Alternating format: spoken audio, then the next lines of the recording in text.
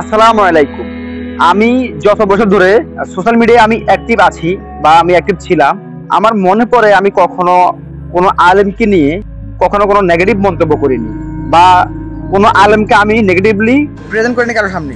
এর কারণ হচ্ছে আমাদের বাংলাদেশের মতো জায়গাতে আমরা যখন কোথাও বাজারে যাই, কোনো দোকানপাটে কিছু কেনাকাটা করতে যাই, তখন যদি দেখি একজন হুজুর, একজন আলেম, একজন দাড়িওয়ালা মুরব্বী কোনো কিছু বিক্রি করতেছেন বা তিনি দোকানদার, তখন আমরা অন্য কারোর কাছে না গিয়ে আমরা তার কাছে যাই।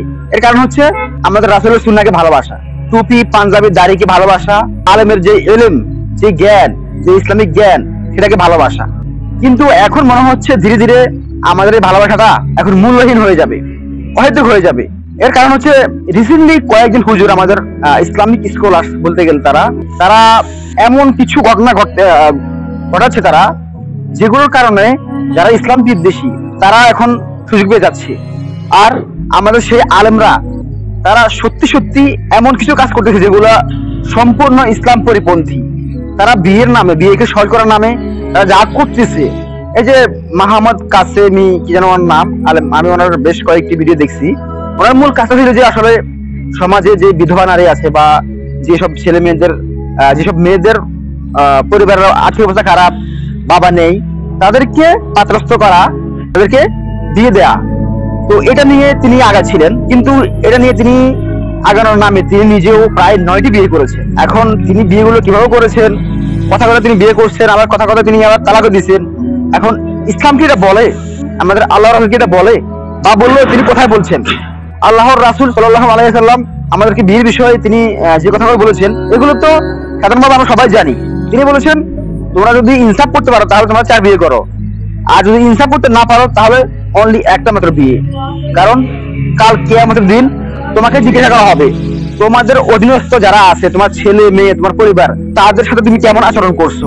তাদেরকে কি তুমি ইসলাম শিক্ষা দিছো, নাকি তুমি তাদেরকে ইসলাম শিক্ষা দাওনি, তাদের উপর জুলুম করেছো। তো প্রত্যেকটি বিষয়ে জিজ্ঞাসা করা হবে। তো সেই ক্ষেত্রে সেই হাদিসটা বিবেচনায় আনলে দেখা যায় যে আল্লাহ রাসূলের এটা স্পষ্ট নির্দেশ, যদি তোমরা ইনসাফ করতে না পারো তাহলে অনলি একটি বিয়ে করার আদেশ দিয়েছেন।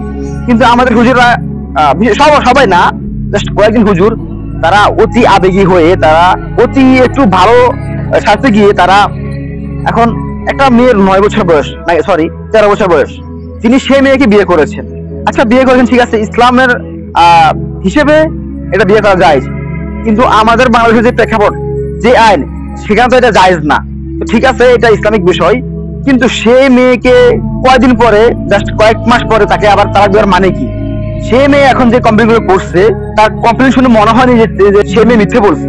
তাছাড়া যে আমাদের মোহাম্মদ হাসান কাসেমি, তিনি প্রায় 9টি বিয়ে করেছেন। ভাই, এত বিয়ে কি করেন আপনি? যারা বিধবা, বিয়ে কি শুধু শারীরিক চাহিদার জন্য করা হয়? না, আল্লাহ রাসূল বিয়ে করেছেন কেন? যে সমস্ত মেয়েরা বিধবা, তাদের থাকার জায়গা নাই, খাওয়ার জায়গা নাই, তাদের গার্ডের মতো কেউ নাই, তাদেরকে তিনি বিয়ে করেছেন। বিয়ে করে তাদেরকে তিনি থাকার জায়গা দিয়েছেন, খাওয়ার জায়গা দিয়েছেন, তাদেরকে গার্ড দিয়েছেন। তো সেই জন্য আল্লাহ রাসূল বিয়ে করেছেন। আর আপনারা বিয়ে কেন করেন? যদি বিয়ে করতে হয় তাহলে এতবার আবার তালাক কেন দেন? ইসলাম কোনো হাসির পাত্র না, কোনো খেলার পাত্র না, যে ইচ্ছে হলে খেলবেন আর ইচ্ছে হলে এটাকে ফেলে দিবেন। ইসলাম নিয়ে কোনো উল্টাপাল্টা কোনো কিছু করার কোনো অধিকার আপনাদের নাই। যদি পারেন ইসলামের জন্য ভালো কিছু করেন, না পারলে জাস্ট একটি বিয়ে করে চুপ হয়ে থাকেন। সমাজে ভালো কাজ করবেন, যারা বিধবা তাদেরকে বিয়ে দিবেন, বিয়ে করাবেন। এর মাধ্যমে আপনারা যা শুরু করছেন, এগুলো কোনোভাবে আমাদের আলেমদের সাথে যায় না।